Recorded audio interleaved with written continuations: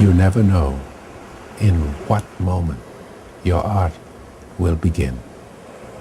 What ignites a dream? Is it man-made or miracle? When imagination meets opportunity, does destiny exist? If our lives are like works of art, and I step back from my canvas to reflect what has informed that art, it is my island nation. It is my country. I am a Bahamian. My Bahamian childhood traveled with me down every path I've taken. I know this resonates with my extended family of Bahamian artists. Like them, I too refuse to be pigeonholed. The only thing we are willing to be defined by is our art. It is that definition of self, those guiding principles we learned on our island nation that has gotten us all through the tough times and given us the wherewithal to soar.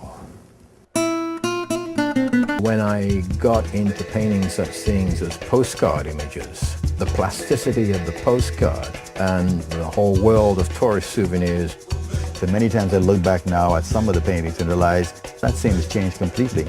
In this way, the artist actually serves to capture moments in history, moments in time. It was just so wonderful to be a part of a group of artists who were united to dispel the myth that Bahamian art was just postcard art. For me, the most important thing is the narrative. Whether you're a filmmaker or you're a musician or an architect, there are certain kinds of things that need to be communicated. Things that were tangible, those were kind of like secondary tools. But the art you wanted to make was about soul. Nothing sweeter than Bahamian thing. I say ain't nothing sweeter. Sipping my rum and my Coca-Cola. So that show really tells the story, and what really happened in very basic terms was artists came down here in the 1800s, people that you'd know like Winslow Homer, like Alfred Bierstadt, very famous painters from the American school, and they were mostly coming as tourists. So the images they created were these sort of touristic images to be like, look how beautiful it is, come down here and have a vacation.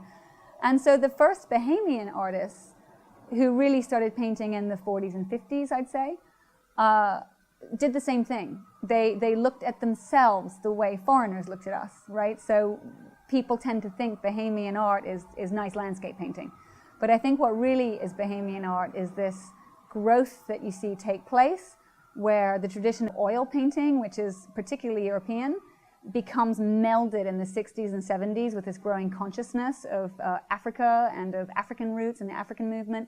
And you start to see different techniques coming in. Nothing sweeter than Bahamian thing. I say ain't nothing sweeter. Sipping my rum and my Coca-Cola. Sitting by the fire talking with Condola. I see that here, and it even has a sound to it because our greatest art form is Junkanoo, which is our carnival.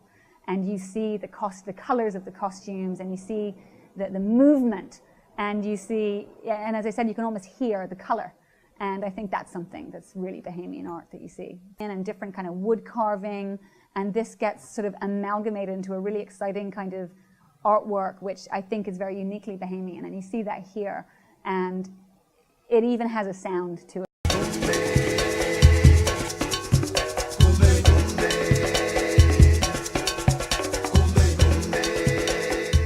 You know, and we oftentimes joke about the connection between the Bahamas and South Florida.